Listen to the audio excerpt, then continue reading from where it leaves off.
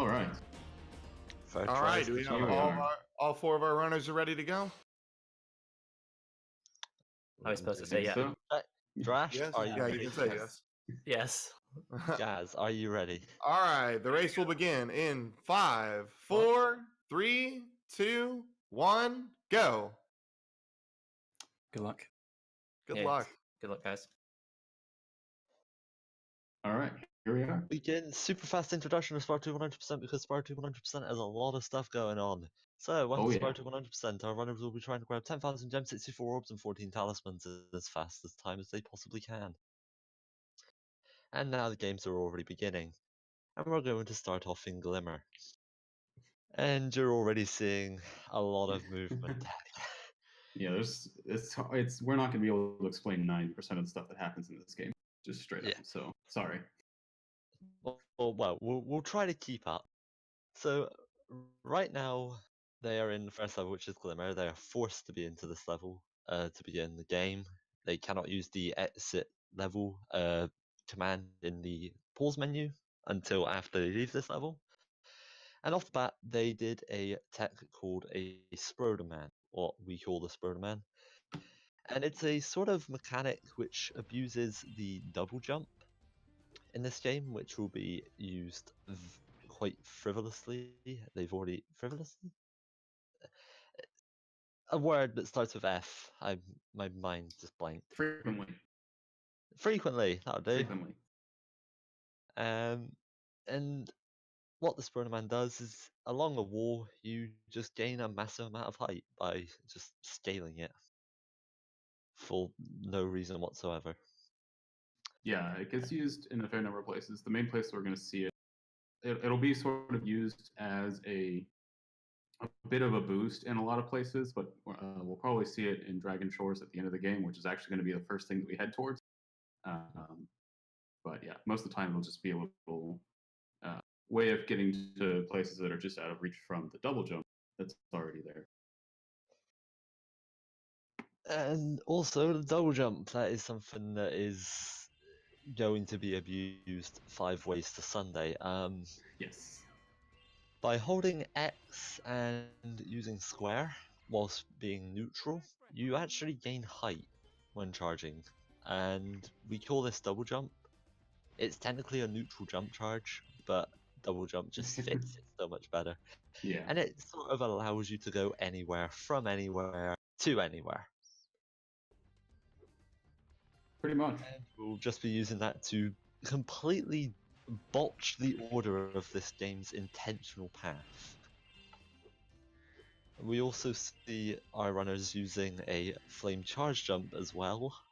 This will be angling their flame into the sky, which allowed them to hit the lamps, which were in the last area and the second area, and also for that 5th lizard. Yeah, so normally you're actually not supposed to be able to do this level or a fair number of other ones, probably 6 or 7 other levels in one visit. You're supposed to go further into the game and get different power-ups and come back. In this one, you're supposed to get Superfly power-ups, which let you fly at the level of the lamps and flame them directly. But with that flame charge jump and double jumping and Sproders and all the other fun things, we can actually visit it in just one pass, and actually we can do that with pretty much every level in this game. And if you're playing this completely intentionally, you would come back to this after going to the second homeworld, because in the second homeworld you gain Climb. Yeah. And that is something that should be discussed now, is the abilities that Spyro can gain. He is supposed to buy these abilities from a bear named Moneybags. Moneybags will pop up not frequently during this run, but if you play the game normally, he would pop up quite a few times, about 12 times I believe. And he will sell you all matters of things, abilities, levels, speedways, and sometimes miscellaneous items. Yeah. So yeah, unlike Spyro 3, if you're familiar with that one, where you just sort of have all the abilities, and Spyro 1, where you don't have abilities at all, this one, they took a very different approach and you have to buy everything, which gets really annoying, but thankfully, again, we get to skip through most of it, and we're just going to buy Swim there. to get through this beginning part of the level, it works out well since we finish up Glimmer entirely, get 400 gems, just collect 100 more in the home world, pay money bags, hey, you got swim. Just makes the rest of this a little bit easier and faster. And But we from no here, we're longer actually need going to worry about Yeah. the gems. So from here, we're just going to be skipping through the game as fast as possible. It's essentially an 80% run up until you get to Ripto. And so you saw that they went out of bounds there and into a little column, which is the entry to Crush. Normally, you're supposed to get 7 talismans from the different levels of this. 6 talismans, sorry, yeah. Some are forged to 6, and AP is 8. I always forget that. Anyway, you're supposed to get talismans and then talk to Alora, the fawn, who will open the door to Crush, and then you can fight Crush and move on to the Autumn Plains homeworld, where you have to get 8 talismans to unlock Gulp. Same deal, get in there, go to Winter Tundra, and then you're supposed to have 40 orbs to be able to fight Ripto as well. We aren't going to do any of that. Quite literally 0 of it. We don't care about any of that. So now we're in Crush, and all of our runners will be doing something called damage abuse. The way that Drashed is doing it right now, he was doing it on the lava in order to trigger Crush to move from a platform before he attacks. Shaw's doing a bit of a safer method. He took damage from Crush's attacks. In this fight, there is 3 phases: the blue phase, the red phase, and the mixed phase. Blue platforms are the ones you want Crush to be on, as he will do a bar attack, which you can jump over. If he's on a red platform, he'll do a fireball attack, which you can jump over, but you're supposed to avoid. And then in the mixed phase, he is supposed to cycle through the 2. But by sort of just manipulating Crush in terms of using damage and letting him move off the platform slightly, we can keep him on the same platform and hopefully doing nothing but blue attacks. Yeah, so Crush's programming is such that if he's on the platform and hasn't moved, he'll default to moving to another platform. But if he moves slightly off of it, he'll go to the closest one, which is the one that he's already standing on, essentially, as long as you move him just enough off. So you might have seen that they were waiting a little bit to flame Crush after they got hit. That was to get him off the platform so that he would go back to that one. So here's Climb Skip and Gulp Skip coming up. This is more great abuses of double jumping. So this is using double jumping, it's also using flopping. By flopping, you can make Spyro more agreeable to getting up higher ledges. You need a generally quite decent double jump in order to get through Climb Skip. It's definitely one of the tricks that new runners certainly are a little bit more shaky with. Yeah, for sure. And that goes without saying that after this, it's then followed up by Gulp Skip, which is even more difficult than Climb Skip. Yeah, Gulp Skip is a very interesting and precise trick. So a lot of things in Spyro honestly aren't that precise, I would say. You know, you have a fair bit of leeway on them, especially with sparks, not having to go directly on top of gems and things like that. This, however, you're trying to line up essentially subpixels of Spyro's position to hit this seam where 2 different polygons meet with the wall and the floor. And then you get stuck in the wall, and then you have to, again, have a precise angle, fairly precise angle, to be able to get to jump and move forward, and then fall and glide, and then charge. And it's a very complicated movement just to get out of bounds. But it lets us skip all of the talismans in AP for now and get right to the end game. Shoutouts to Tuval for that discovery. Tuval is our Lord and Savior, and also the person we hate the most because he gave Spyro 2 any percent its presence. You know, SMS people said the same thing when they did it. It's funny how ubiquitous Tuval is. But yeah, it looks like all of our runners got Gulp Skip first try, which is really great to see.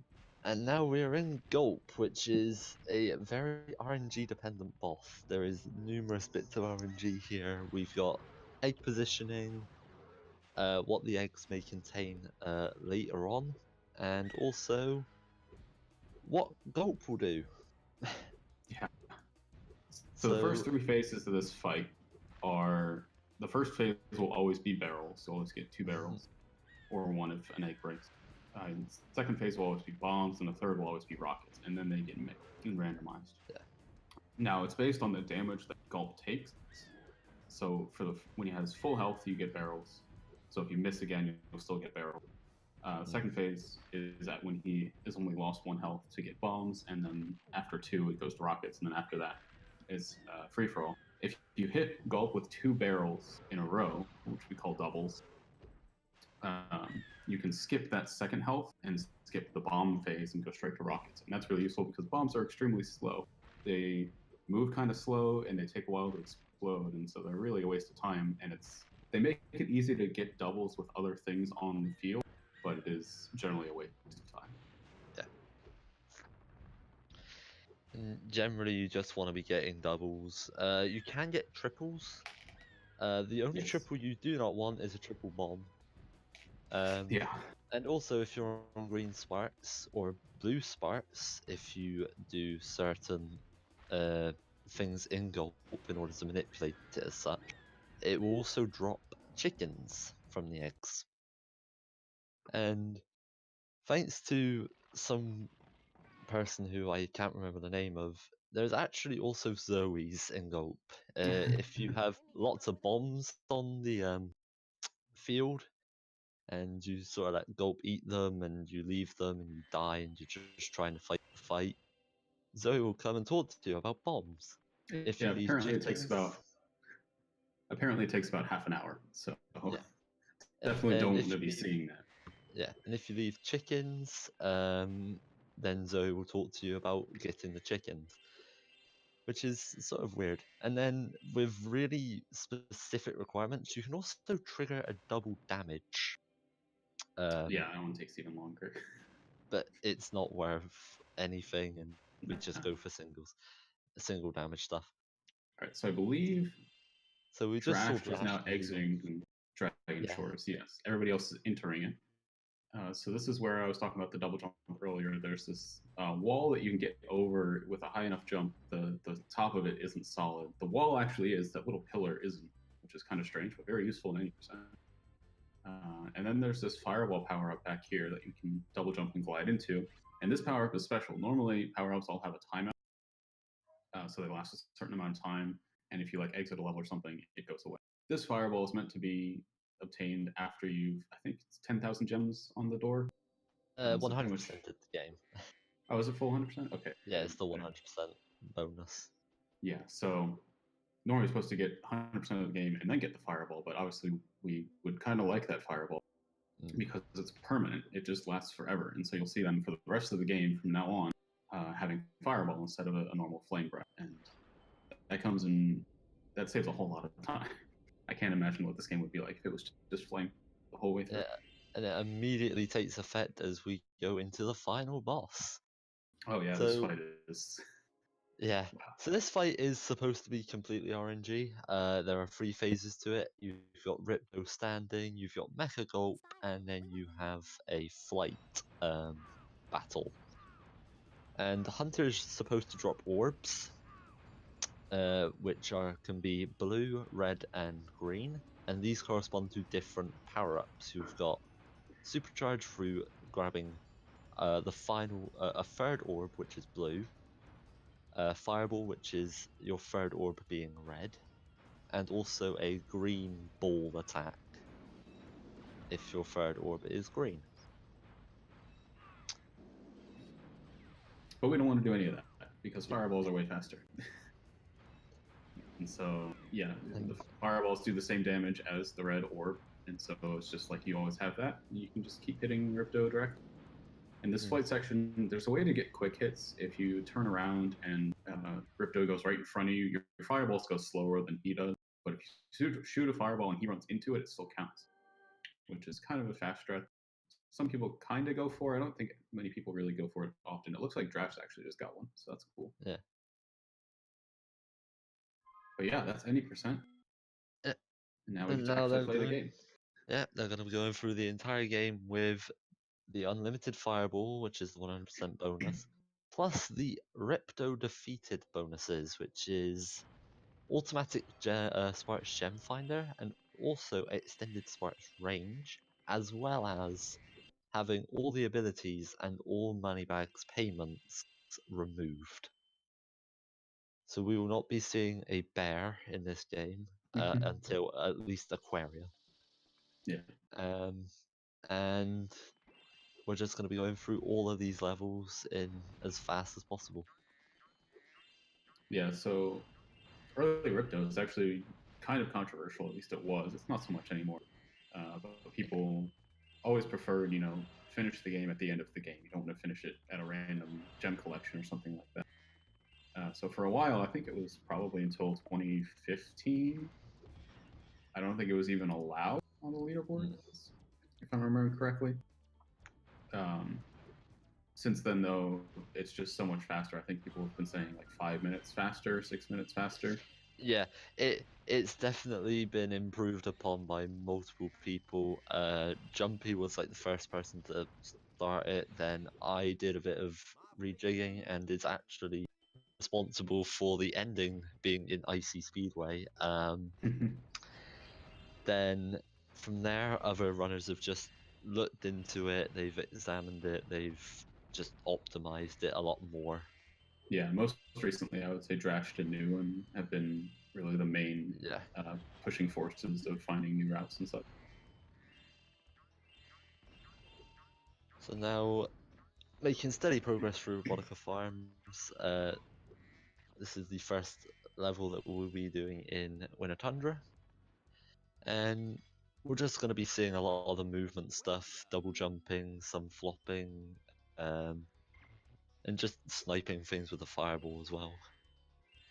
It's very much now just a sandbox. Yeah, a lot of these levels we're going to actually be doing a few things at the same time, just with the way that the route works. Sometimes that's just some other thing and gem collection at the same time. Sometimes it's a few other things. So earlier in this level, you might have seen a double jump onto the hill, and then they were like fireballing these pumpkins that are on the tractor path. That's one challenge that's got an orb that we'll get after it. Then there's also this mystery jar that's going around that has gems in it, and then there's obviously all the gems on the level itself, and then there's the end of level orb. So there's a bunch of different things. There's also the I forget what it's called, the farmer with the flying scarecrows. That's what it's called. Words are hard. Yeah, so we sort of went to scarecrows first. After we started the tractor path, we hit the first 2 pumpkins of it. And then we got to the end of the level, but first we hit the mystery jar and shot a pumpkin, and then got to the end of the level. And then we backtracked with the mystery jar, and now we're finishing up the tractor path, and then we're going to finish up the mystery jar. And so it really goes back and forth and ties in itself. We create such a symbiosis between all of the different elements in a level. Like, we've got a challenge which requires the supercharge power up, we've got a mystery jar, we've got orbs in the middle of the level, we've got an end of level orb, and then we've just got gems on top of that. So not only are we routing the mystery jar, we're routing enemies, and we're just trying to get to everything. Oh yeah, I forgot about the supercharge. Yeah. All right, that's Robotica. Yeah, and Robotica sort of finishing in the middle of the level, not really near the end. And you'll see that quite a few times where the level just sort of ends in a weird spot. It's really, I guess there's a few that actually end on an orb.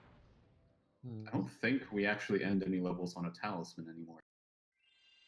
No. Well, Fracture. Ah, yes. But that's so we end one level properly. All the others are done improperly. So now we are in Metropolis, and Metropolis is quite a populated level. It's definitely a very compact level compared to Robotica Farms. We're going to be seeing quite a lot of stuff being done at once, especially in the final area. In the final area, it also features a unique power-up, which is the hybrid power-up. Something that this game has added was power-ups. There are different power-up types: Fireball, Supercharge, Ice, Block, Spring, Superfly, the hybrid Superfly, Super Flame, and also Invincibility. Yes. And we'll Rob be is right. seeing... Glimmer we finished properly as well. Good point. Yeah. Glimmer is a forced finish on the portal. You So, could get the yeah. talisman early. We now see Shul go into the third area. Shul in the third area. Drashed now in the third area, and there's a lot of stuff in this third area. We've got balloon vases, we've got the hybrid power up, we've got some head bash chests, strong chests, and also these UFOs which are flying around. So we're trying to eliminate these UFOs whilst grabbing up a lot of gems, and also sort of setting up for gems, especially the ones in the firework bottles. Yeah, so we're gonna make really 3 passes along the ground here. I guess 2 really, if you don't count the middle. The first 2 are while we're hitting the UFOs and shooting down the firework bottles and collecting a few gems that are kind of out of the way. The second one is mainly shooting down the firework bottles, cleaning up a little bit more, and then getting the 5 UFOs. And then after that, we'll see them get the ore for UFOs 2, and then do this full cleanup pass of all the gems that are now on the ground. So yeah, it can be quite hectic if it's not really being explained, and Yeah, you're just seeing all of this happen in real time. But when you're actually doing it, it actually doesn't feel that fast. it really doesn't. It's actually very understandable. And yeah, Metropolis, we're going to be finishing by just sort of ending in the middle of the level again. This is a route that was first theorized by ESG Puppet Master, and then it was sort of developed upon by Drashed. And yeah, we saw Nerf miss a gem there. Drashed also missing a gem. There's a lot of gems. It's easy to get lost. Yeah, so I guess as an explanation, every level in this game has 400 gems that we're going to be collecting, and then any number of orbs. And in Summer Forest and Autumn Plains, they also have talismans in them. In Winter Tundra, the end of level, what would be talisman is just an orb. It's very easy to miss gems. It's not easy to miss orbs and talismans because, of course, they're just you have to do the challenge to get it. So if you just forget to do the challenge, you might miss it. Normally, not really a problem. Yeah. But with extended spark trains in particular, a lot of gems that you collect are completely off screen when they home in. Yeah. And so if you aren't paying attention to the game sound pretty closely, or you don't, look at your gem counter and see it go up the amount that you expect, it's very easy to just miss a gem because you're not used to even seeing it happen. And you just sort of, get muscle memory and go through, and then all of a sudden you're at the end of the level and you missed one at the beginning, you have to go back and pick it up. Very easy to lose, 30 seconds, even a minute, if you don't know which gem you missed. But it's generally not too big of a deal. Now, in the meantime, we're seeing our first instance of a speedway. This is Canyon Speedway, which is supposed to be the last speedway, but we're doing the game backwards to an extent. For now. And all speedways in this game have 400 gems, just like the normal levels, but those gems are obtained by doing the time attack, by fulfilling a criteria of, by eliminating a set of objectives, you gain 80 gems. And there are 4 sets, which is 320 gems. And then the final 80 is the all-in-one bonus by completing all 4 sets without failing. And then following this up is a orb challenge, which either directly or indirectly involves Hunter. In this case, we talk to Hunter, and we are now in a plane, which can be quite annoying if you spam it. We like to spam pews generally during this. Pew, pew, pew.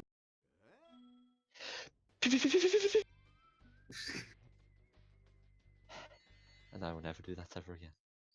Thank you. But yeah, Yes, so speedways the are pretty Canyon Orb short. challenge. They're Fair pretty enough, short in 25. general. I think speedways are pretty much all 2.5 minutes, 3 minutes. Yeah, they're Uh, very short. I would say the average level in this game is close to 4 almost, so they're a fair bit shorter. Yeah.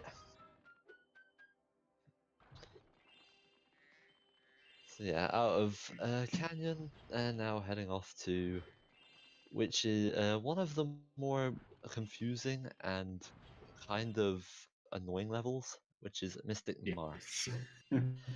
This man. level is heavily dictated by one challenge, and this 2 challenge is hours called Pencil.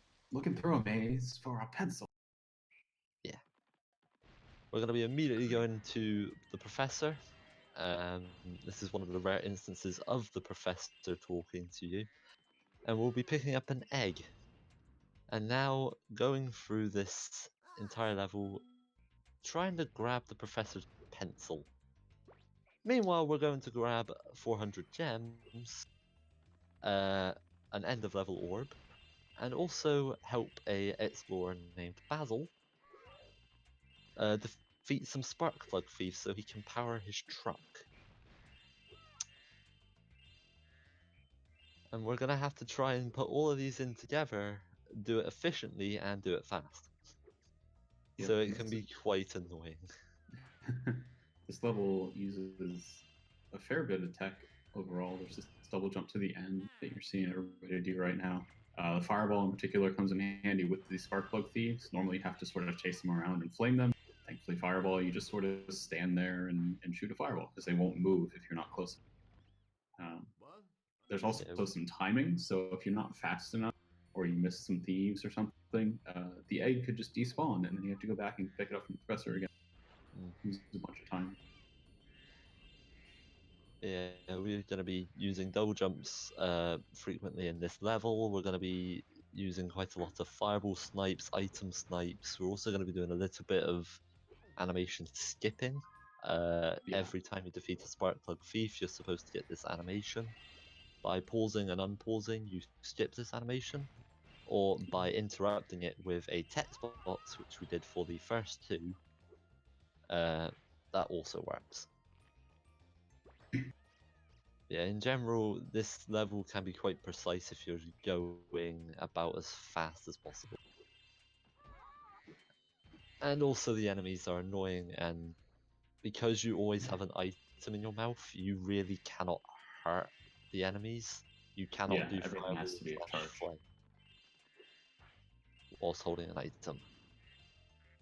And so we'll see a few times, like they toss out the item. So like Gaz just threw out the duck into the pond, and now he's going to use the fireball real quick to kill an enemy that's in his way. But then he's going to go pick up the thing that comes out of the duck, which is a turnip. And now he's back to having to charge everything again. So fairly limited, sadly. And now they're going to be finishing up the Basil, which is going to teleport them up to the higher half of the level, and also get them closer to a cauldron, which they need to use the turnip bomb that they gain from the duck for retrieving its lost child. I guess that's a good thing to mention also is teleporting. So there's a few times where there's a challenge that you're supposed to just do within the level, and then you get rewarded with an orb or a talisman. Well, actually, it's always an orb. And that really plays into the routing a lot in levels that have that. So this is a good example. You can do the bottom half of the level in one pass and then get taken back up to the top of the level instead of having to, end up there and then waste time moving around and doing other things. So good time saves, especially when they're routed in well, which I think at this point they're pretty well routed. Yeah, because of the teleport being where it is, it actually saves us sort of just darting across the level from the duck just to get to the cauldron. We end up being closer to the cauldron and doing sort of a mini loop around. And yeah, we see them ending off on the professor whilst grabbing 2 gems to end it off. Also, Drashed had a bit of a problem with the teleport after the last spark plug thief. You're supposed to pick up the turnip whilst the animation is happening. He missed the turnip. Yeah. So it makes it a lot more awkward. Yeah, then you have to go across the level twice. Yeah. go pick it up and then head back up. It's definitely not something you want to be trying to back up every day. Yeah. Um, Cloud Temples. and now My on favorite to level Cloud Temple. because I like the gift shop esque nature of the people here. It's pretty great. So, Cloud Temples is a level which is regarded as a level that's kind of cheated. Yeah. Early Ripto makes this level very satisfying. Yes. If you see this level without Early Ripto and then see it with Early Ripto, you'll just see how powerful Early Ripto is, especially in the early section, where you'll just be doing straight lines in order to grab everything. One thing we'll be seeing in this level is a sequence skip, or sort of manipulating sequences. By using the end of level orb as well as the trigger to start Agent 0, we'll be able to clear up an area, again by using a teleport, whilst triggering a auto-scroller. And pretty much everything around it is just setting up for that, making sure everything is cleared up. Yep. We actually finished this level. It's not really the end, but it feels like it could be the end. Yeah, Agent we Zero is finish not it the end of the in level. quite a logical area. Yeah. We finish it in an area that is hard to access. Mm-hmm. So yeah, we see Shaw now. He's going to snipe the end of level Warlock, and there is a little animation that plays once he's dead of the magician grabbing his wand. And once he grabs his wand, he'll be teleported up to him to grab the end of level orb. And before that, he started the challenge for Agent 0. You're supposed to follow him and hide behind these trees, but we more or less hide behind other things. Yep. Just for the sake of gems. And So we want to do this in also, one pass. yeah, and also we're going to be doing a fireball snipe in this last section. Clear out our head bash chests so that we can finish up the gems whilst the challenge is still happening. Also, fun thing with this level, there's a lot of points where your camera gets stolen from you. So like at the end of level where Nerf is now, the camera will pretty much always face Agent 0, and you want to do this double jump around the back so you can pick up those 2 baskets that he did. And it's if you're not used to it, it's very awkward because you'll do some inputs thinking, oh, I want to turn left, and then the camera turns left, and you end up turning right, and then you die. It's Yeah. really quite frustrating, but you get used to it. So now with all of that under our belt, we are done with Winter Tundra. We're going to be clearing up these last few gems and entering the first homeworld again, Summer Forest. Yep, and there's this little thing that comes up when you complete a level that says completed, so they're going to be looking for that. Looks like Sean Nerf got it. Gazco Should as too. well for sure. Yep. It's very rare that you don't get that, but it is a bit scary when you get into the portal just a little bit too fast and you don't see it. It takes And a now few it's frames for it to time. show up. And now it's time for 2 terrible levels. Yes, this is very much an RNG stretch for the next 10 minutes. And it sucks that it's halfway through the run. Not halfway, but a third of the way through the run. Yeah. So the first thing here is Colossus. Yes. And there's this great mini game called Hockey. I'm sure anybody who's played this game as a kid knows what hockey is and how annoying it can be. I think it's actually an alright mini game, but it sucks for speed. Yeah. The route in this level is also affected by a challenge involving the flaming of 10 statues, which gets infected by a spirit. So we're going to be going around the level picking up these. So hockey ends up sort of in the middle. We've got a pre-hockey and a post-hockey segment, but it's mostly hockey that people don't really look forward to. Yeah, That's more than half the runtime of this level in terms of speedrunning. It's about half, I guess, but it's a large portion of it just sitting in that one area. And you really, there's things you can do to make it go fast. There's quick shots and generally just knowing how the pucks work, but it still takes a long time. Yeah, generally we do want to have leniency in where we can go, but in hockey you are completely confined to an ice rink. This sync with Shaw and Nerf right now. Both grabbing the talisman, Yeah. violating the Yeti.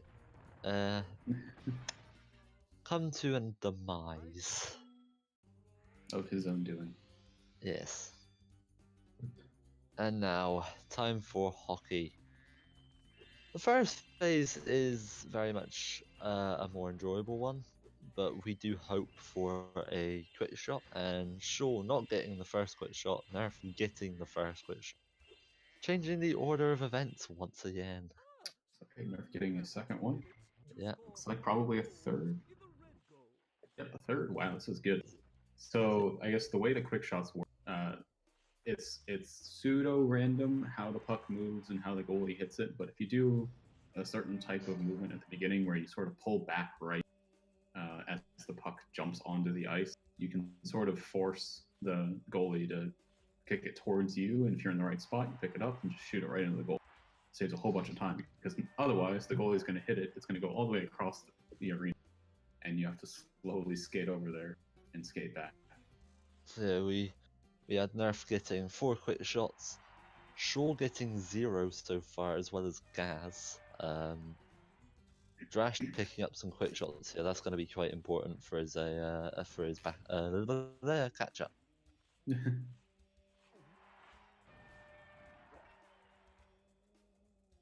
Yeah, and we see Drashed picking up 3 quick shots so far. We'll see his last 2 shots. He didn't get the 4th. Meanwhile, every other player moving on to Hockey 2, which is the 1v1. This one is a little bit more consistent. We have different setups for where the puck can go. If it goes behind us, then we do specific movement. If it goes in front of us, then we do specific movement. We can, in theory, do a setup where we can proxy the puck into the goal using the player, but it's not consistent. And yes, so we've seen Nerf coming out of hockey earlier than everyone else. Those quick shots really helping him get a pretty sizable lead. Yeah, easily getting 5 quick shots in the first game, 4 or 5 in the first game, and doing the second game fairly well could save you 45 seconds on this level, if not over a minute, depending on how your hockeys go. And because of Hockey 1, Drashed now isn't as far behind as he once was. He is 2 shots behind Gaz, and overall, Gaz is still somewhat close to Shaw, so this is still anybody's game, especially with the next level coming up. Yeah. Yeah, so now that the statues are done, we're going to be finishing up the level in the middle of the level. Yeah. So there was another teleport from that last statue. We cleaned up the whole front end of the level and then get teleported back. And that's it. There's actually something I guess we didn't quite say with the teleports as well. There's a slight delay from when you finish the objective to when it happens. So you see Gaz right there, shoots the statue, finishes the challenge, but then has time to glide and pick up those remaining gems as the other players did as well. Interestingly, that doesn't happen if you die during the level. If you die, it will immediately teleport you, which is very important to remember because if you plan on having that time to go get those gems, you're going to have a sad day and get teleported and then have to go back to the beginning of the level to get them. So it's a very weird system. I'm not entirely sure why that happens, but it does. But anyway, yeah, moving on to Idle Springs, and this has probably one of the most hated challenges. Puzzle. So puzzle is in 3 parts. The first part is a simple light them all up puzzle. We just stand on all 4 of the corners, it sets it up and completes it very conveniently. And then the second phase, which is pure RNG. It's a fishing phase, and long story short, we want blue and orange fish. Red fish are a waste of time, so we'll see how many red fish our competitors will get. But this can definitely bring things closer together. Yeah. Again, this is easily over a minute of time loss if you get really bad RNG. Nerf looking And- like he's had a decent start to it, so that's 6 good fish, yeah. I was getting a little bit stuck though, so yeah, that happens. A lot of times you'll get a lot of good fish at the start and be like, wow, this is a good fish, and then just it dies. Yeah. I think you'll have 10 straight or something. So we see Shoal as well. We'll see how Shoal's fish goes as Nerf now finishes up. Yeah, it was not too bad overall. Shoal again, same as Nerf, not terrible first half, but it's generally the second half where we start to see quite a lot of reds. Yep. It would be great if somebody could figure out a manip for fish. Just putting that out there. That would be very helpful. Could probably take 30 seconds off the world record if that was found. So, because of fish, Drashed has caught up to Gaz as well now. Drashed starting off with Oh, yeah. 6 good ones in a row. And if he gets good fish from here on out, he'll probably be making up some good time on shore as well. But it is very annoying to get stuck here, because you just can't control it. Yeah, so I'm looking at Nerf splits now. That Colossus was a gold. I don't know by how much, but he is now actually 17 seconds ahead of his PB, which is a very good run. So, and they're finishing up the third phase there, which is a button puzzle, sort of like a relative puzzle. You can do that puzzle the way that Nerf did it there, or you can do it the reverse, which is weird. Very. But yeah, so that again, teleporting you after a slight delay, and we're now in the top section after doing a proxy. Yep. And the proxy know that if was done there was I think that was pretty much just a simple proxy in terms of just hitbox manipulation. Yep.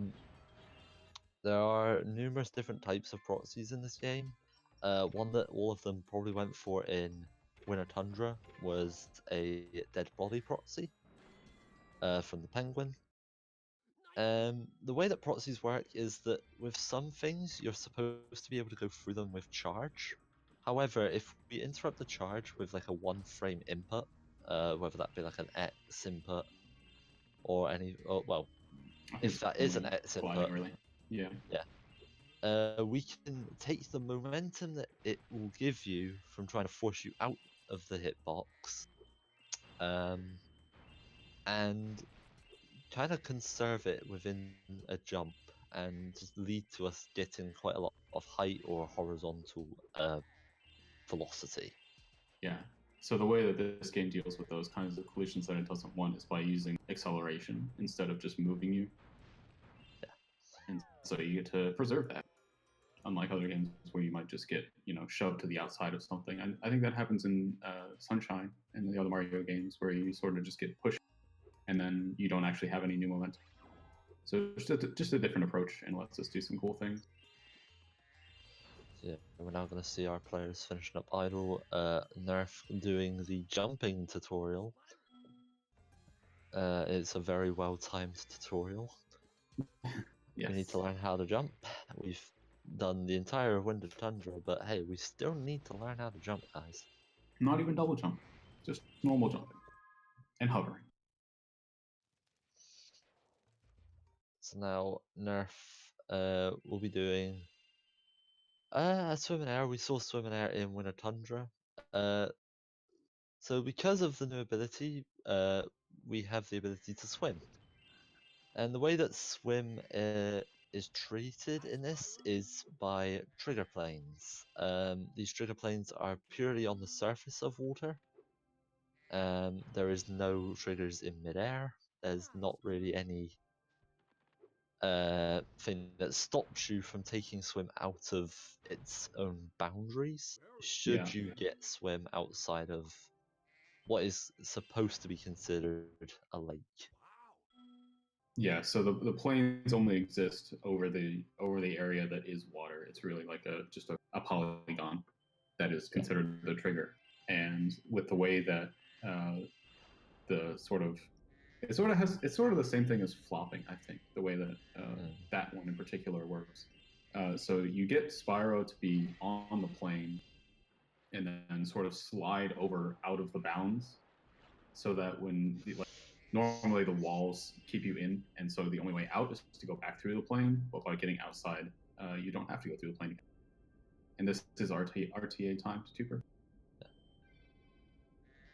So now we see Nerf and Shaw within within Ocean Speedway. This is supposed to be the first speedway you go into, or Nerf having a bit of an issue with the speedway. This time attack has been rerouted by Drashed, and it's a bit more awesome, but it's definitely not easy. So it is understandable to sort of mess this up. Alright, we've seen Nerf actually doing it correctly on the second try. That fail was now meant that Shaw is in the lead.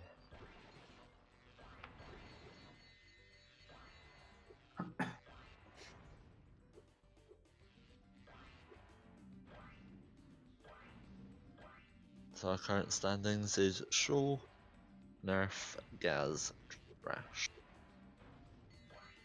Looks like it.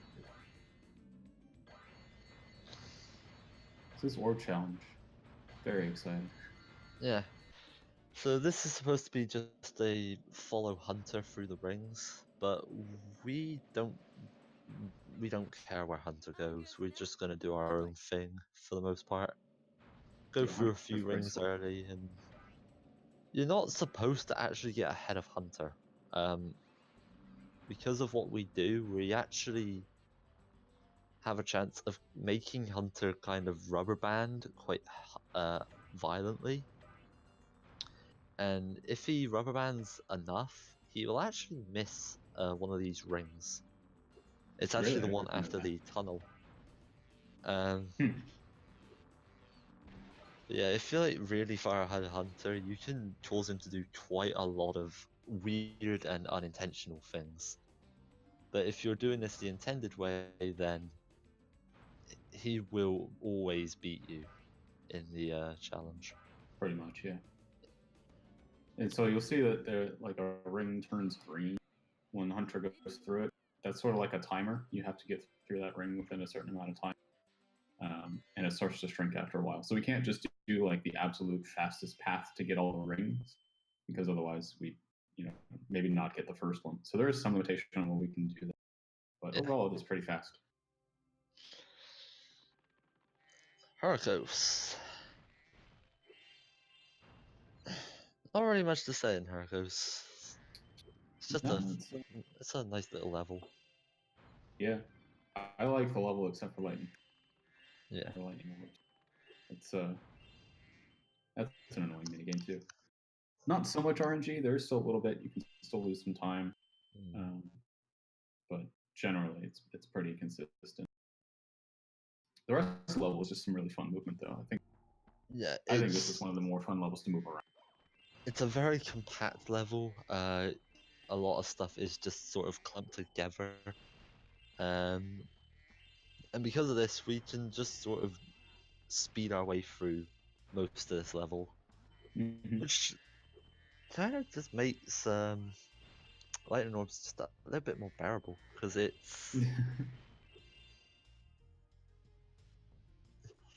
we get the satisfaction of that, and then Lightning Orbs might take away some of the satisfaction, but at the same time, Lightning Orbs can be satisfying. Yeah, if it goes well, it's actually really fun. But if you miss a single orb, it just feels terrible. Also, due to a different homeworld movement through from Shaw and Nerf, Nerf's taken the lead again. Really, I didn't notice.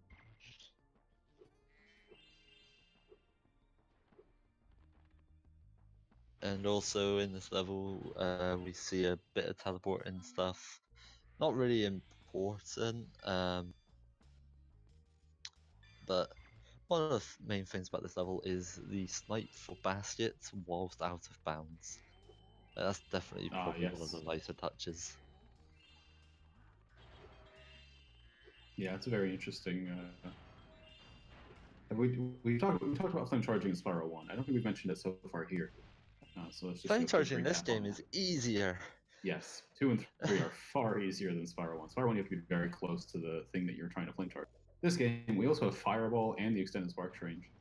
So you can fire from like 4 Spyro lengths away and still get a flame charge to work. But the premise is, normally when you go through like a vase or a basket and you're charging, the gem automatically comes into you. You can do what's called a flame charge by flaming the basket, and then before the flame hits, resuming the charge.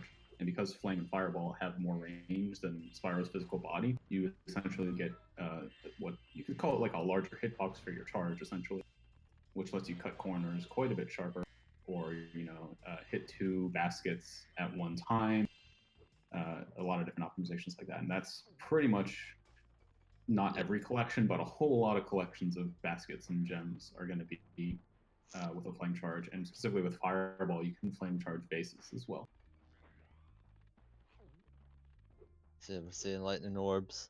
The spawns for this are pretty much set. The path they take can be slightly random, but we sort of do this in a way where we will know what enemy is going to be where and how we deal with them. By clearing out 7 enemies on the first pass, which is the 4 enemies in the left-hand section, plus 3 of the 4 enemies in the right-hand section, we're able to just sort of trivialize this by putting in a whole bunch of the lightning orbs and forcing them to spawn pretty rapidly. And ideally on this as well, you can hit the thieves before they take the orb or as they're taking it. In that case, you don't have to place it back. If they take the orb, you're going to waste probably 3 seconds for each one to get it back onto its pedestal. Now time for quite a short level. Sunny Beach is much like Heracos in the fact that it's very compact and everything's together. It's also quite a lot of fireball sniping that will happen. We'll be sniping turtle boxes, with sniping quite a few baskets and vases. And overall, just the entire movement is very clustered and it's kept together just so well. Yeah, it's definitely a difference from Spyro 1. 2 and 3 are much more circular levels. 1 was very, not necessarily linear, but they sort of, the levels progressed in a way. 2 and 3 are very much loops, which you can't really get to the end in most of them, but realistically, like it's a small square and you sort of make a loop around the square. And these levels are just really good examples of how that can work.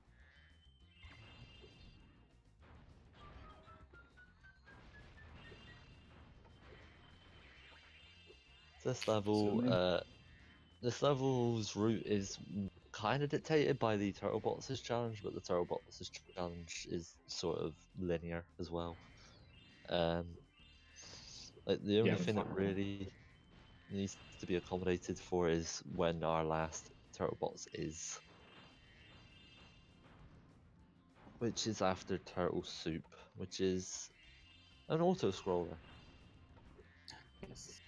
So just to the right of Drashed, going up this platform, down in the water there is the last turtle box, and I think we're going to see everybody be in the water that's behind the turtle soup where we're hitting the turtles into to quote save them, I guess. There's some gems up there, and then they're going to get up against the wall, and because of the way that the fireballs underwater work, I don't think they work the same way above ground.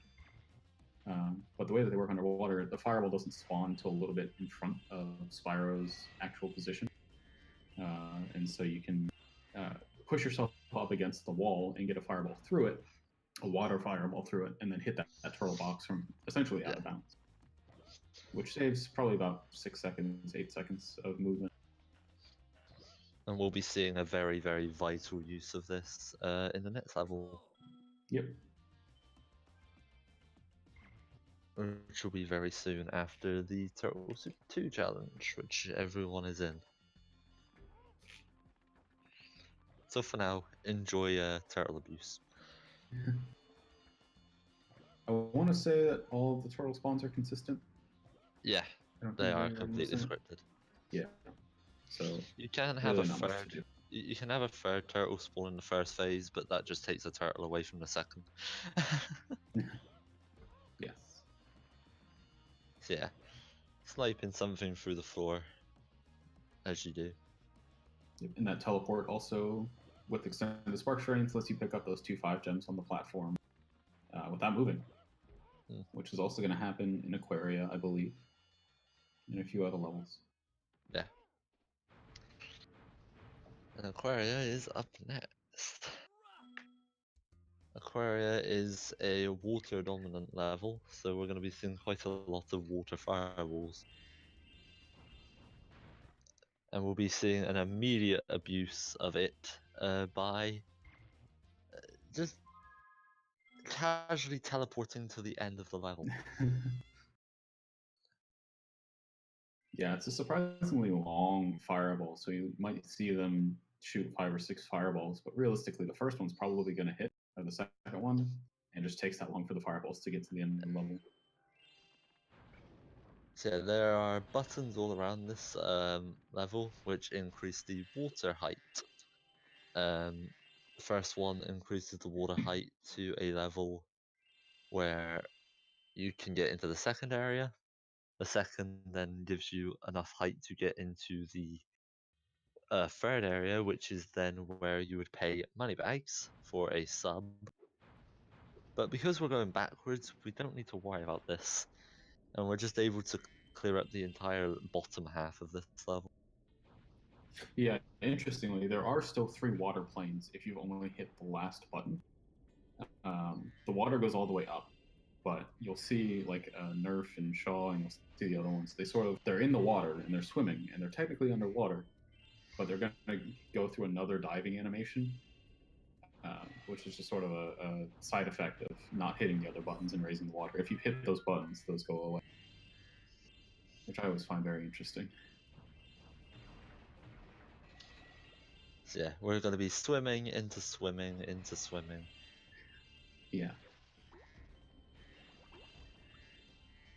I also don't think it happens on the way back up, but that might just be positioning. Like the planes might not exist over on this side because we're going to go all the way up above the level now. But if in the second area you can go up because of all the water planes being there. But in the first area, because we've hit the first and third button, we actually have true. access to the full room. True.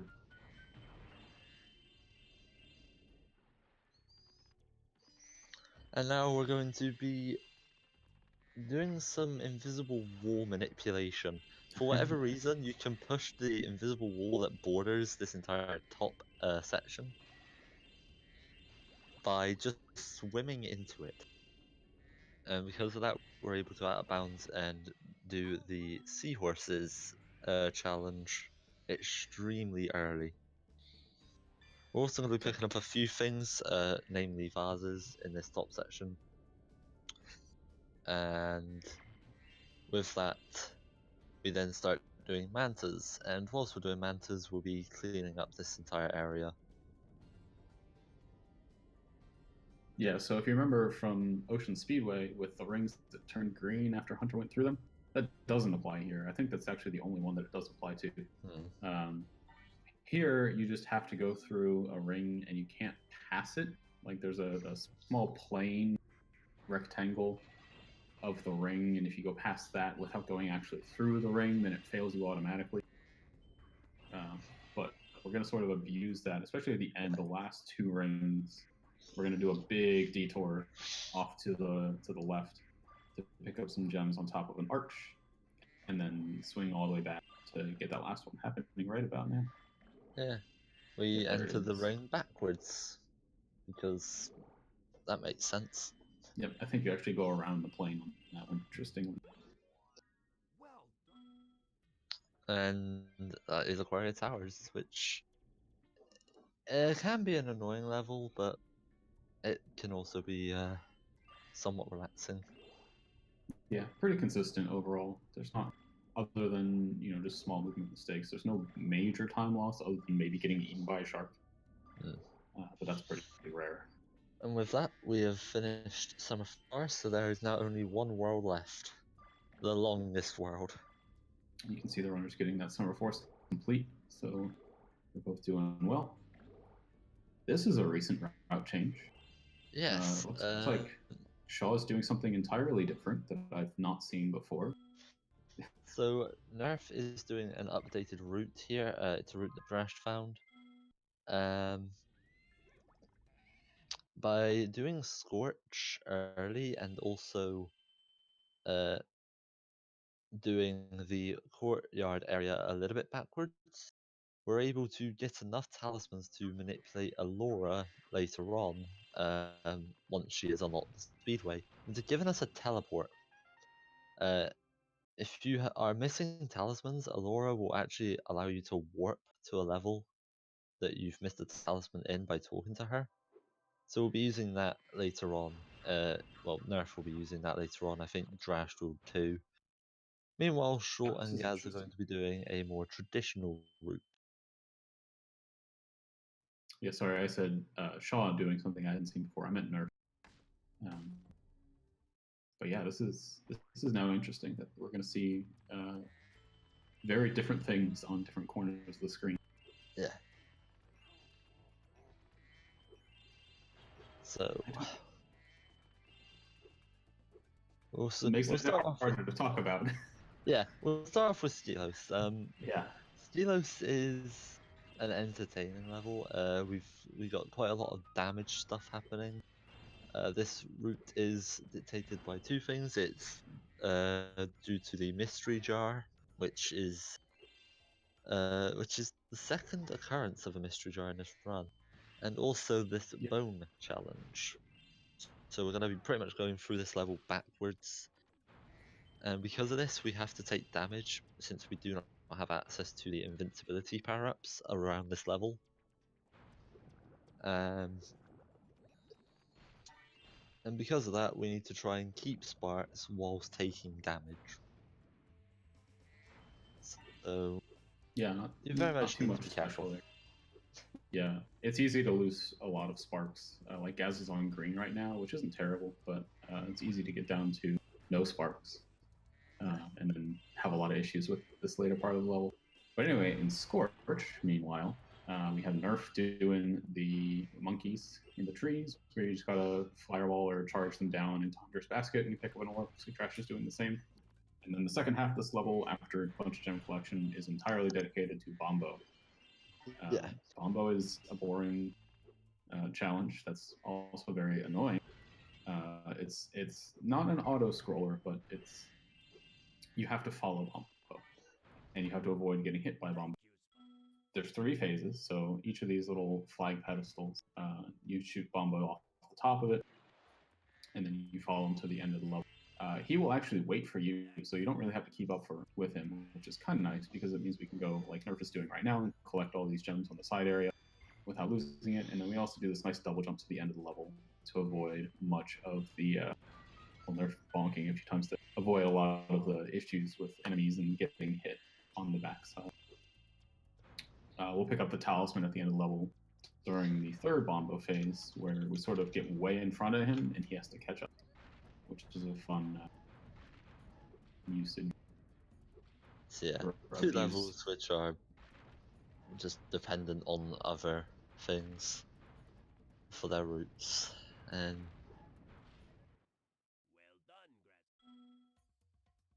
now we see Nerf doing the final phase of Bombo. Meanwhile, Gaz and Shaw, Shaw's going into his 3rd speedway, which is Metro Speedway. Metro Speedway is quite a hectic speedway. There's quite a lot going on in the different sections. This also has had a slight route change. some sections being done a little bit earlier. I believe, believe. Shaw does a very different Hunter Orb route than everybody else, which is pretty nice. I like the route a lot. It involves supercharging to the top and sort of skipping around faster. This is another case where Hunter will rubber band quite heavily, which is super useful because otherwise we're waiting for him to shoot down the bags from the thieves that you have to pick up. Yeah, in that challenge, we're pretty much just going to be doing certain movement just to rubber band the hunter along his path.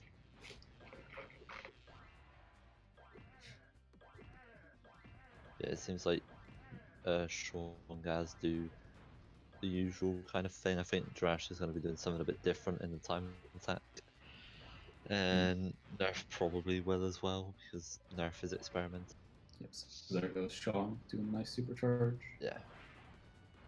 And I don't remember what he does at the end, if he's going to go for something more consistent or go for speed. We'll see.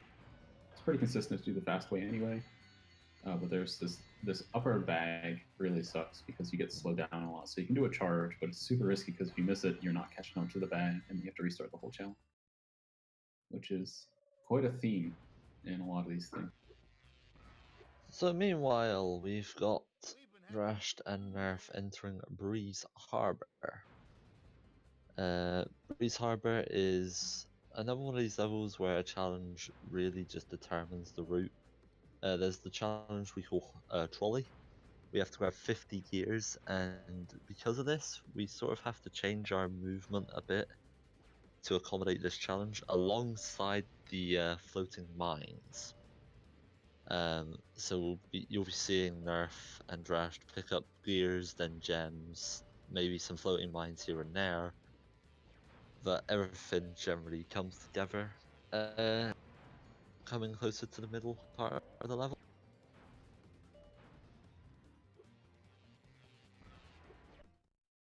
And now we see Gaz and Shaw, well, they'll be going into the longest level of the run, Zephyr. You can explain Zephyr. Is it? I guess without the homeworld movement, it's longer than Colossus. Pretty close, though. Sure. So Zephyr is a fun level. I like it. I don't know what people have against it. Don't worry. Whatever. Yeah, it's a very large level. There's a lot of space that you have to move through, which is different than most levels in this game. I would say it probably has one of the largest actual areas total. But the basic premise is there's two professor orbs. Well, there's one professor orb with seed planting and then rescuing Juliet to bring her back to Romeo and the whole plot line there and fun things. There's a talisman, of course, and then there are Cowlicks, and there are 7 of them, and Bo Peep is trying to get back the Cowlicks, and you have to go find them, and they're all strewn across the level. Thankfully, it's very easy to do what Shaw just did and sort of skip over and doing what's called ESG jump to get onto the outside and skip over to where the first two technically Cowlicks are. And we can avoid doing all of the seeds with that as well, which is super useful.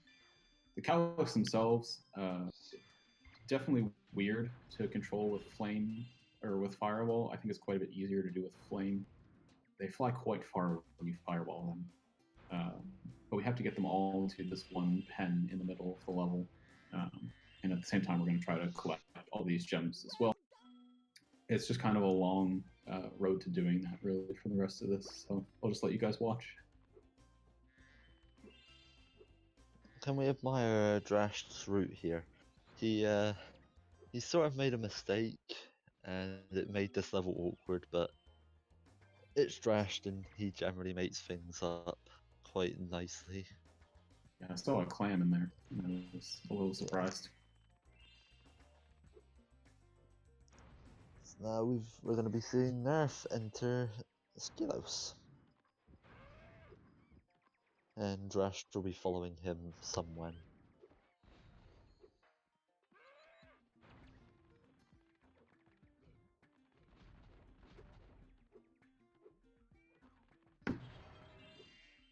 Drashed Drashed- did not oh, get did he? the orb. Uh-oh. Whoops. Drashed, you need to find that gear. Did he talk with the trolley guy? I was not looking at his screen at the time. Hopefully he didn't. If he did, that means he soft locked and would have to. No, Assuming he could didn't just get grab zapped, he could redo it. He could just grab the gear. Really? After talking to the guy and missing? Yeah, he just grabbed the gear and re-talk to him. I know there's a very easy way to soft lock. In my first Breeze Harbor, when I first started running this game, after I knew the route, was 27 minutes. Because I didn't know that it was possible to unsoft lock. And so I kept trying to talk to the guy and die and talk again.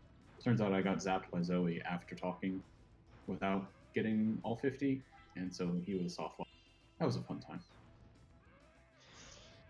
So yeah, Drashed is doing a bit of a gear hunt. There it is. He's found his gear. So yeah, Drashed is now comfortably behind. I'm doing TNT proxy. Nice. Not that that really saved any time, but I wouldn't be did it anyway. surprised if we just see Drashed do fun things. yeah, probably this will point. well at this point. Meanwhile, Yeah. Shaw and Nerf still kind of close. I think Nerf has a more sizable lead now, though. He's definitely been playing quite well.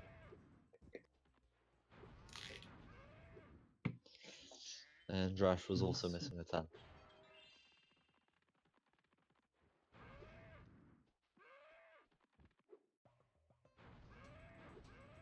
Nerf is like only plus 5 on his PB, which is pretty good pace. I think everybody's on sub 140, almost definitely. I'm not sure.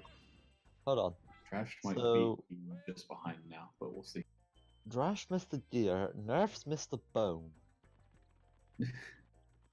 What? Whoops. Guys, we were doing so well. What happened?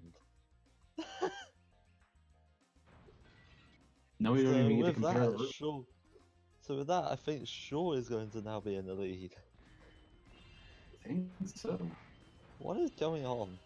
I think the route change only saved about 7 seconds or something like that. So definitely not a mistake saving change.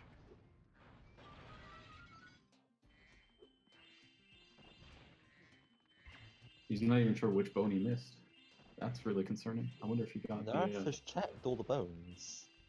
Unless he thinks he sniped the last bone and then just... Ooh. That could be it, or it could be this one that goes on top of the lava. He might not have auto-collected it. potentially... Although he's just passing around. I, It's fine. I think... Yeah, it should be the last... No, he's checked the guy. Yeah. So Nerf is Skipping over this legitimately just bone. missing the bone, and he's checked it all. It's the last one. He didn't check the one in the cave. It's gonna be this one on top of the lava. Yep, there it is. I think he did check it, but I guess he just didn't see it. I don't know. Yeah, that's pretty big though. That's probably close to a minute gone. So yes, now we got Shaw taking the lead once more at this point. Yep. Gaz may be able to take overtake Nerf at this point. But I would say Gaz is in front of Nerf for sure. After that just happened. But now we see Nerf and not Nerf, Shaw and Gaz in Crystal Glacier. Yes. One of this game's very rare snowy levels. In fact, I believe this is the only normal snowy level. Yeah, I think so. So this level is another level where we need to grab enemies. We need to grab 15 enemies in order to do the Drashed challenge. Outside of that, there isn't really too much to worry about. It's sort of just going through areas, clearing them up. And we got Skips here George and at the there. end. Yeah, and then a little escort mission to finish it off. nothing too crazy. Fairly short level, fairly consistent as well. There's a little bit of tech with Draclets in the way that enemies despawn, so you need to kill the Draclets for them to count. And for the last one, for the mission to end, the enemy has to be on the screen and disappear for it to count. So there's going to be some camera work, and I think both of them are going to, or I guess I didn't actually see what Shaw did. I imagine he did it. Shooting backwards to get the last enemy first, because they will respawn if you take too long. And that just makes it so that you don't have to run for a few seconds to get the first guy again. Yeah, we just sort of want to one-cycle the Draclets. Drashed failing dinos. Ooh, boy. We have seen This it is all a run. here on the 1545. Yeah, this is a run for sure. You know, he asked before the race started if he wanted to, or if it was okay for him to have splits on screen. And I think he decided not to. That's probably a good idea at this point. Yeah. Definitely feel bad for him at this point. So we now got Nerf in Crystal Glacier. We might have everybody in the same level. No, Shul's leaving. So close. Yeah, so now we're gonna see Shul go off to Breeze. Nerf will be in Crystal. He'll then have to do Zephyr and then Metro, and then get TP to Fracture. Meanwhile, Gaz and Shul will be going to Breeze and then to Scorch, and then to Fracture. So, Yep, and then we'll finally be synced up again after about 30 minutes, if not. That was some interesting movement from Gaz there. Haven't seen that before. Nice stutter charged up. bit of fun for George. Yep.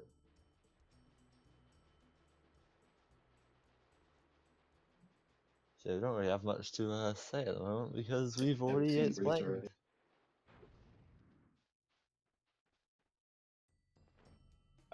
I don't think Shaw does anything different than Nerf does, route-wise here. I'd be pretty surprised if he did.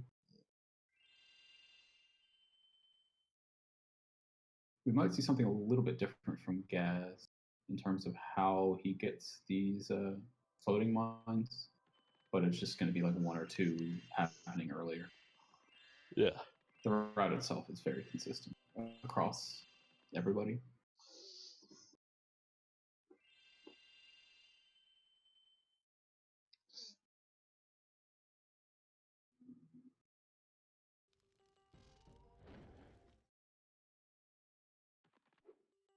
Is there any other tech to talk about that we haven't looked at so far? I think we hit pretty much everything. Yeah, we've mentioned everything that is necessary. Well, in that case, I'll take this opportunity to promote 1545 and say if you want to find out more information about what we are and what we do, you can go to 1545.org. You can also join our Discord. Discord.1545.org is an automatic link to our server. We've got over 200 people now. We actually just passed that recently, which is super exciting. We have a main event coming up this summer that is a race of 3 different relays, back to back to back, all together, games in different orders. A bunch of teams competing to complete the Super Mario 602, the Rareware 301, and the Sprashfecta all together. Huge race. It's open to pretty much anybody. If you want to sign up, they'll open middle of May. We'll have more info on that later. You can also follow us on Twitter, follow us here on Twitch. We'll be exporting races off to YouTube for too long. But yeah, hope you are enjoying the stream so far, and we'll continue. We're definitely excited for what this year has, and it's been great so far. So thanks for hanging around. And if you're watching on YouTube, like, comment, and subscribe. Good point. And Didn't say press that. the bell for notifications. Oh, cool. I know how this YouTube thing works. We're also gonna have to put a whole bunch of red arrows in red circles. Just on the fun. Yes.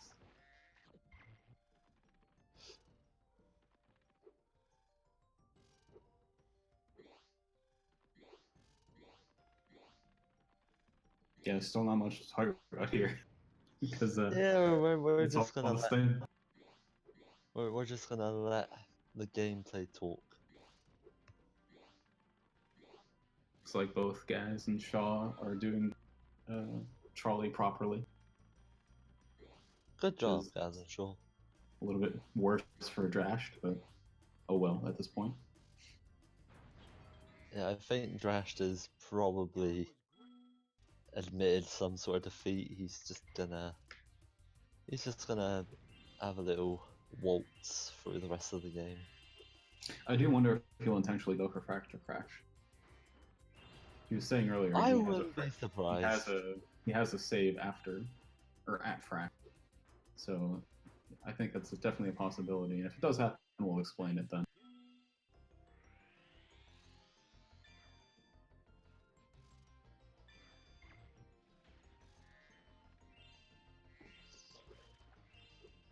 Nerf failing ESG jump. Hmm. Shaw in Scorch, so yeah.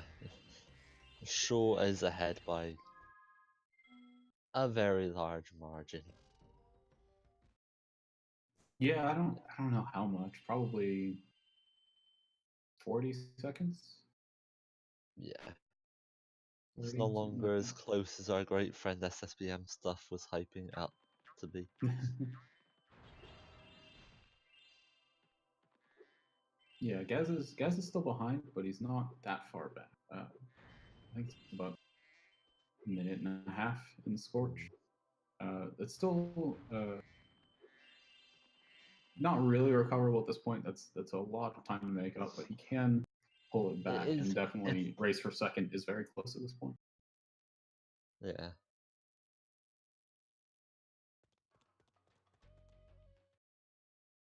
And yes, Rob, you can intentionally go for Fracture Crash. It is a consistent consequence of some movement.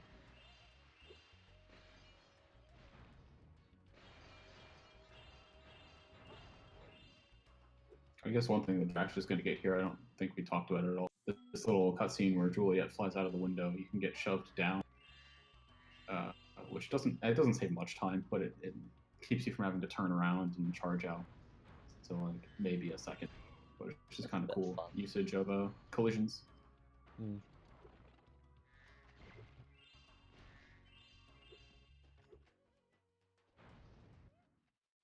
So yeah, Shaw doing monkeys, Gaz doing some snipes. We will see Fracture soon, guys, we promise. Yeah, it's not that far away.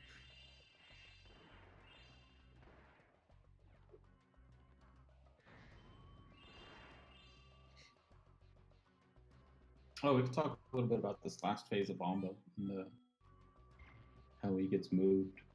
So, like I said before, we sort of get in front of Bombo the whole time. Oh, I thought Gaz was on thread. Oh, dang it. Okay. Well, Shaw's almost there, so I'll start talking about it. And hopefully, it'll tie itself up by the time I'm done talking. So after the second phase, there's one more phase with Bombo, and it's all the way back at the start of the level. And you'll notice that we didn't hit the buttons. We only hit the last one. That's this open bridge here that Shaw is going through now. The other two are still closed. And you might have seen while Shaw was coming back off the second one, he just sort of jumped over the second door. But you also might have noticed that we skipped right to the end of the level, like we do in pretty much all of them at this point. We're going to go back that way and get the fireworks bottles and baskets that are up there to shoot Bombo for the third phase. And then as soon as we clear out the rest of that bottom area, we're going to come back up it and skip back to the end of the level. But Bombo has some kind of a trigger. I'm not entirely sure what it is. But he won't move forward if you're too far in front because he has like one checkpoint, maybe two. I don't think he has two in the middle of the level. And so there's going to be this nice double jump in Sproder. I think it's going to be a Sproder. It might just be a double and a Clyde. We'll see what happens here in a second. Let's see. Shell's doing it right now. This jump up to the top, just a double jump and a flop to get far enough out to trigger Bombo by going next to the button. And then he'll just come all the way through. He's trying to catch up to him at this, and that gives Shaw time to get these gems at the end, pick up the talisman, and you'll notice while Shaw is getting the talisman, he's going to get shoved forward right now. No. Oh, did he not trigger bomb? There he is. Okay, he was just much farther in front than I thought. Right at the end of the talisman there. Catches up, and that just really gets rid of the time loss of having to follow Bombo around by overlapping it with the talisman.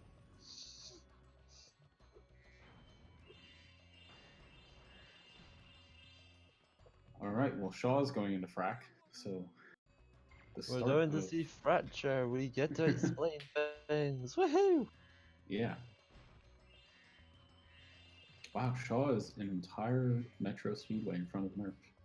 That might mean Gaz is in second at this point. Yeah, Gaz should be in second. So, Fracture Hills, aka Scotland. So we've got a few things which determine what we do here. We've got an auto scroller. We've also got a requirement for the talisman. So during this level, we'll be picking up 6 satyrs, which are all trapped in stone, and about halfway through the level, we'll be doing a challenge called Alchemist. And during that challenge, our runners will be doing a lot of gem collecting and platforming, whilst pretty much just waiting for the Alchemist to get to Hunter. Yeah, it's a escorty auto scrolly combo mission that we don't have to do because of Fireball. Yeah, with see Shaw Fireball, right we're now. able, yeah, You we're can able see to him out defeat just all destroying those this shit. Earthshapers. Yes. So normally you'd have to charge them out of the way of the Alchemist, which is annoying because you normally have to charge them twice and they hit you really easily, and I hate it. So not having to do that is always fun. Just going to do some gem cleanup, and then normally the second part of this challenge, once you take the Alchemist to Hunter, Hunter's going to get freed, and then there's a second orb where you follow Hunter around and you head bash all of the Earthshapers in that area. But since we already destroyed them all, we're just going to essentially get that orb automatically. Kind of similar to how Metropolis, we got to the end of the level after doing UFOs 1, and we got both orbs at the same time. Same thing's going to happen here. Yeah, that's probably one of the cool things about Fracture is the fact that we grab all 3 of the orbs within the space of about 20 seconds. So there's the first orb from Shaw, then Shaw's going to get the animation for Hunter to be free, and there's the second orb. Then we're going to accept the dialogue, attempt a Vase snipe, but we'll then get teleported for a third orb. Yeah. So it's definitely pretty fast. It's definitely a pretty entertaining section. Yeah. And so another thing that just recently happened in this level was so normally, like I said, you have to head bash these Earthshapers, which means that you have to have head bash, which generally means that you have to have been in the Winter Tundra. But very recently, it was found, I want to say it was Shaw, I don't remember exactly, pretty sure it was, that if you start that Hunter challenge and then go die, and then start it again, Hunter will just think it's done, and you can get the orb without having head bash, which plays well in bingo sometimes. Yeah. You do still have to do Alchemist to get to that point, though, which sucks. Also, all of our players were in the same level for like a second. Finally. So now, As long as Yes, yeah. You technically do not need head bash to do the Earthshapers, but it's pretty irrelevant. Like, it's not going to matter in Hundo, and in Bingo it's only useful if you already have to do Alchemist and you don't have any chance to go to Winter Tundra. But it's a cool strat nonetheless. So now time for Magma Cone. Magma Cone, in terms of the gems, it's very condensed. There's only really. Right, my brain just froze. Take over. Help. Okay, I'll try. So it's a multi-layered level. So there's this bottom area that Shaw is in now. That's popcorn, which is 2 orbs. Takes a little bit of while. But the rest of it's just kind of a big circle, and then there's a second circle that's the final area with 2 orbs. Most of the gems are out here in this first section, so it's fairly fast sort of zigzag through the main part. We're going to come up from popcorn via a whirlwind and be in the center of the level, and we're going to just make 1 circle and then half of another one and be done with the front side, which is pretty nice. And then the end of the level is with party crashers and the talisman, and there's a nice sequence break that's going to happen with a teleport. Party crashers is another thing that's not fun without fireball, but with fireball you can just sort of flame them instead of having to go pick up rocks individually. Makes it pretty fast, and then there's enough time, again, it's a teleport. There's enough time between hitting the last one and the teleport for you to do what's called a supercharge jump, super fly jump. I don't remember what the actual name for that is. Superfly jump. Superfly jump makes the most sense. Yeah, so you have the superfly power, and if you do essentially double jump inputs of holding X and then hitting square pretty quickly afterwards, you kind of do a double jump in midair. We saw it in Crystal. We've seen it in a few other places as well. But that's going to be used to avoid having to climb up a long ladder to get to the top of the volcano and close the lid on it. Which means essentially we'll automatically get the orb. We won't actually see the orb get collected, but it does get there. And then we also collect the talisman normally, which is a good sequence break. We did not get Fracture Crash from Drashed, sadly. So I'll explain it real quick anyway. Part of going backwards and getting the satyrs near the end of the level is you fireball them, and then there's this cutscene that plays with a flash when the rocks break from the music.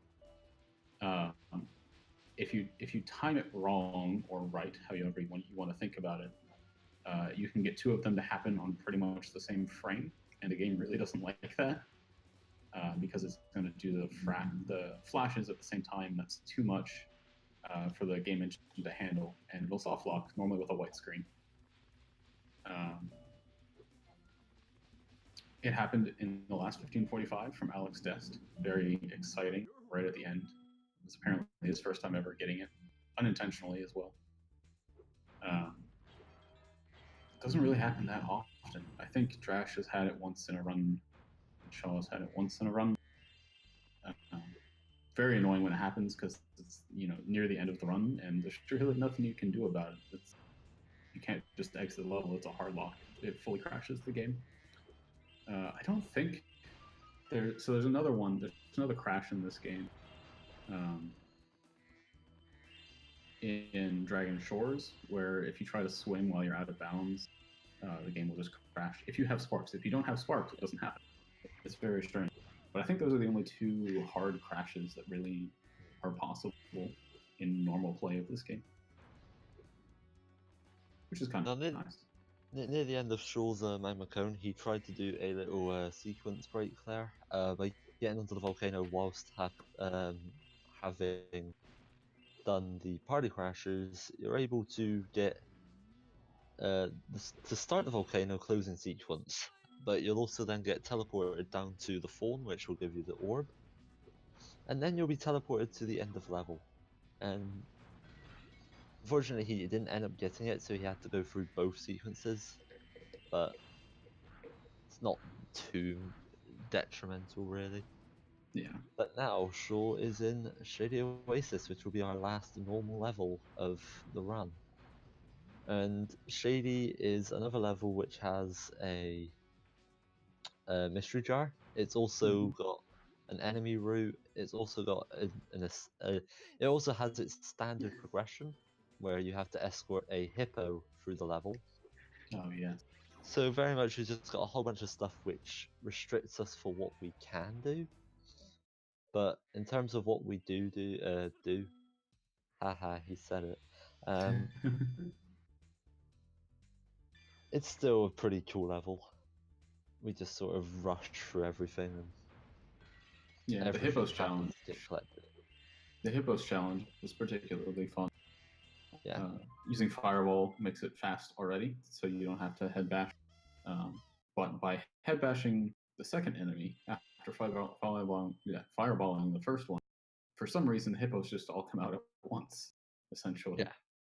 Instead of normally one comes out and you have to hit it, and then the next one comes out. So we'll see that go by very quickly. Right after, actually not right after this. He's gonna go get the lamp thieves, or one of the lamp thieves first, after the talisman, and then come back for that. Yeah. Soon.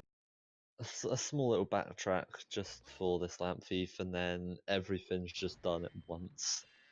We'll be seeing some mystery jar. We'll be seeing the lamp thieves dead. We'll be seeing the hippos freed. Shaw is sparksless though. This is Yeah, he doesn't want to be sparksless, but there is the butterfly jar, so it's all good. Yeah, I think this is the first time anybody's been sparkless in this race, I believe. No, Nerf was sparksless back along. And skiless, I think. Yeah. Yeah. So, yeah, so we see Shaw doing hippos here. He's head bashing the hippos in order to get some faster spawns. But unfortunately, because of his execution, it didn't really go out as planned. Yep. Still fast, but not as fast as possible.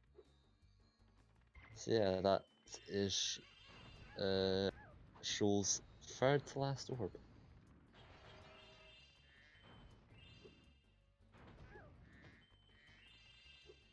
Yeah, so after this level is about 2.5 minutes for Icy Speedway. I don't know if Shaw is still sub 140 pace. I think it's very close. I think it's going to be just over it, though. We'll see what happens. Everybody else is definitely going to be over 140, though. Still very impressive runs from everybody, especially the first half. That was a very close race. So we see Shady ending on the mystery jar there, which goes all the way to the start of the level. And now he'll be off to Icy Speedway to finish out the game.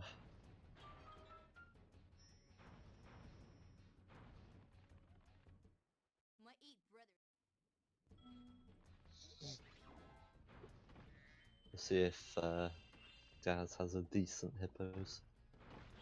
Here we go. That's a bit better. All the hippos just sort of fly out and you have a bit of a shindig with them. So yeah, Shaw now in Icy Speedway. He 100% the Autumn Plains homeworld.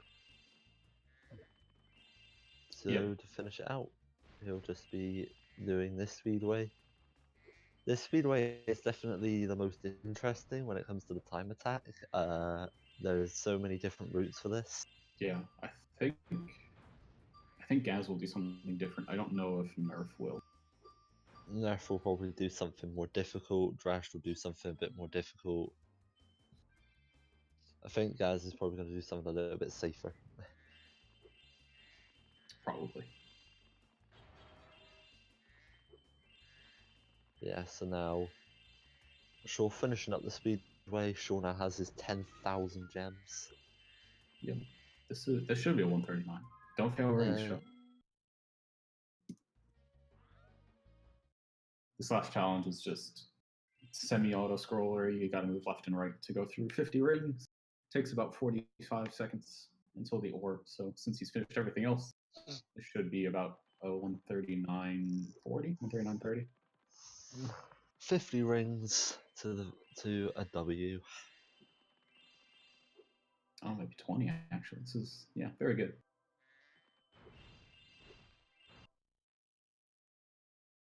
But Gaz now entering Icy Speedway, so Gaz is probably going to end up with second here. Nerf Almost definitely. Nerf at the end of Shady, so quite an interesting little arrangement. Ooh, Nerf missing a gem in Shady. There it is. Easy peasy.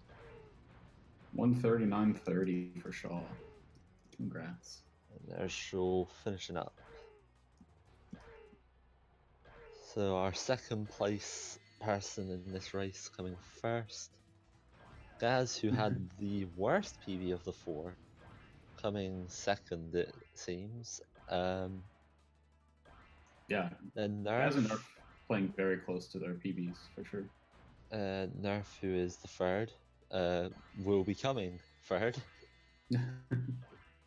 And Drashed, who is the world record holder, was Drashed, and yeah, he didn't have a good time.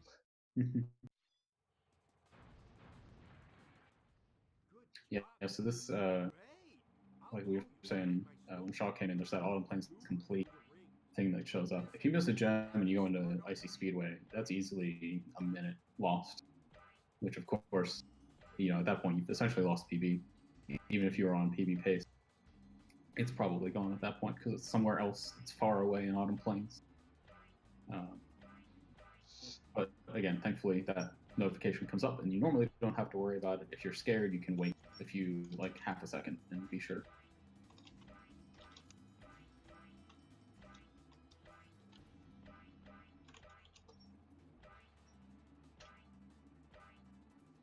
So Gaz with 5 rings left. It's like a 141.11, I think. Yeah. RTA timed. 10, 11, 12, technically. There it is. 141.12 for Gaz. Shaw RTA, you got a 139.30. Minus 18 for loads and stuff. I think Nerf's going to be 142 range. It's just over 30 seconds left for him. And Drash, not too far back. I think he caught up a little bit on the speedway there. Gaz made up for his 120%. Yeah, that's true. After what Credit Skip did to him, he's bounced back and he's actually pulled out a pretty decent run. Nerf doing crazy circles early in this race. That's not something you normally see. But anyway, 142.07 for Nerf. Nerf just showing off because it's Nerf and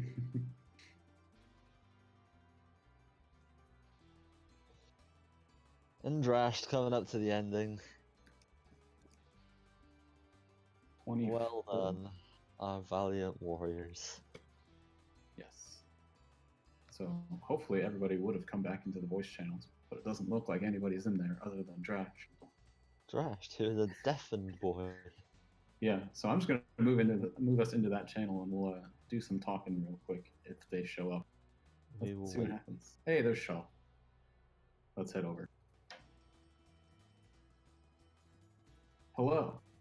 Hello. GG, ladies. Hello. I don't want to talk about it. That was the So, a Drashed. race. Nice runs. Can I just Get rid of say, Skilos. Get rid of fact that Skilos. I nearly got a 141 is ridiculous. Please remove Skilos. Remove Breeze Harper. I've never been so mad in my whole life. I'm not even joking. I wish me and you could have been like perfectly in sync when you were doing skills and I was doing Breeze. I don't know what happened, but Did you have something just as bad? Yes. I had a 620 Breeze. Oh, 620. God. That's a ways up for sure. Seems like my Skilos was 555. I don't even know what's there. I don't even know what happened.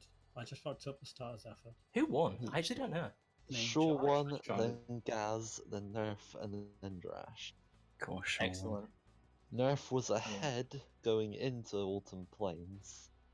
Really? Yeah, Um, I was ahead of my like, PB actually. The after order Blossoms. going into Yeah. Autumn Plains, I believe, was Nerf, Shaw, Drashed, Gaz. What? Nerf was ahead of him. Yeah. Yeah, his Colossus was pretty great. My Colossus was crazy as well. That one quick shot. I got 4, I think. I got 4 as well. Nerf got 4, Gaz got 1, I Jesus. believe. And then all of you had pretty average fish. I don't know Yeah, what nothing that was. special. There wasn't anything special about the fish. Oh, and speaking of fish, hey, it's Venomous. Did you guys The enjoy that? goldfish. Did you guys enjoy that faceplant in Ocean? What happened there? I have no idea. I can't even tell you. I'm Also, pretty is sure. Is this a PG stream? Mostly. Probably not. I just. Oh, well. Nerf, can you go do something to yourself? Figure it out. You cursed me at the start when you were like, I'm gonna miss swim, and I was saying swim was free, and then I was like, I'll even do the easy swim, and I failed it twice. And I was I like, got it first. I got I it was like, first try. yeah, I was like, alright, fine, I'll just do the swim that's harder, and I get it first try, and I was just so mad. That was the start of the fun I was for you the there, Dra. entirety of Winter Tundra, I was so salty. Like, Robotica was pretty good, except for some bonk, which lost a ton of time. Metropolis UFO didn't want to die. It ruined the entire route. Marsh, I didn't pick up the turnip. It's just, it was a little thing in every level, cost so much. I was like 2 minutes behind a good run by Marsh. But to I think soldier on through. I lost like 4.5 minutes just in like 5 levels combined. It was ridiculous. yeah, I had a 1352 Ripto. Was ahead going into summer for us. Well, Who was, after who was the fastest Ripto? Fastest Ripto would be, I guess, Shaw? I think Shaw. Like, Yeah, I didn't- coming out of Dragon's Shores, Drashed was first. Yeah, that made sense. I thought I had a really good Then- start. Subsequently turned last. Don't want to talk about it. But I think, yeah, it went Shaw, Nerf, Gaz, Drashed. The thing is, before Breeze, I was like, this run is salty, but the only thing that kept me playing like really well was that I was like, this run can still 138 quite easily. And then, yeah, then Breeze happened, and I was like, alright, never mind. Let's see how it is. Do we have all the final times? Let me, yeah, Let me we get have back a, in. right, These are RTA. 139.30 for Shaw, 141.12 for Gaz, 142.07 for Nerf, and 142.24 for Drashed. What Nerf? What was your actual time on your splits if you used it? 141.48. Okay, yeah. Was it timed RTA or something? Yes. Okay, that makes a bit more sense. I didn't realize Gaz was not too far ahead of me. I didn't look at any point. I just I know I was opened up- lost. Yeah, I opened up the stream fairly quickly and I saw he'd already finished, so I I had figured no he'd idea have it either. decently. Man, the only thing I wanted was Short and not confess. It That's can't alright. happen. I'm sorry. I think it would have been really close if Breeze didn't happen. It would have been, yeah. And was- Skillers for me, all three of Yeah, us. I lost like 245. You should have seen Did the you- start of my Zephyr. I got hit 3 times by like the shooting little bird thing, and died. Oh, good job. Yeah, it was. Did you have? It was Did special. you get anything like that, Gaz? In Guys your- in, Gaz in the isn't call. Oh, it's not here. Okay. No. Gaz isn't our friend. Alright, what about you guys? Did you see Gaz have any like I don't look at run the stream running once. level? Like run I running didn't, level? I didn't really see anything major in terms of disasters for Gaz. He just Yeah, guys sort was pretty played. consistent. Oh, another Chicken- question. Why chicken- is it impossible to hit cars in Ocean Speedway? I missed like the first 4. I don't see missed.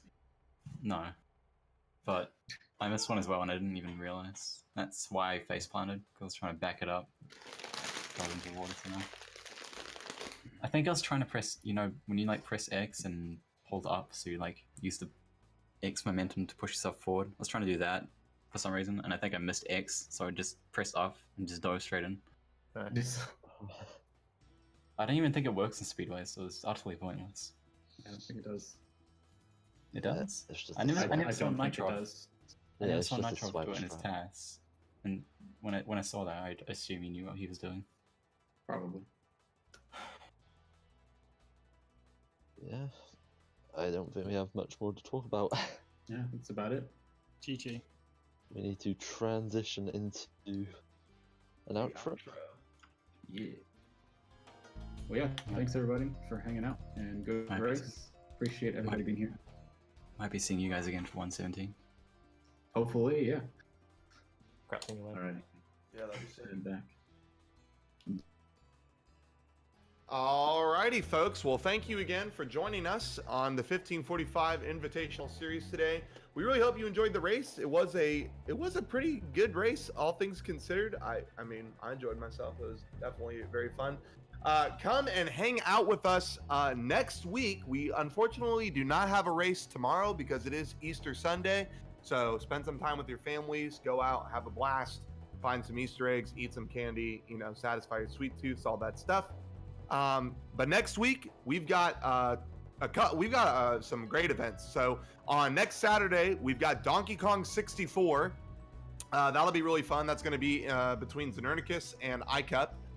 Xenern will be on the N64 version while iCup is on the Wii U version, so it'll be really interesting to watch the two of those guys run that game. And then on next Sunday we've got Crash Bandicoot 2 Cortex Strikes Back, as well as our GDQ hotfix feature, which Nightbot has mentioned just a moment ago in our chat. So come out and support us there as well. That'll be on twitch.tv/gamesdonequick. And our other two races will be on twitch.tv/the1545. Yeah, so we've got some great events coming up next week. We want to thank you guys for supporting us today as well. And we look forward to doing more content for next week. So sayonara, enjoy your Easter, enjoy the rest of your weekend, and we'll see you guys around next week. Thanks.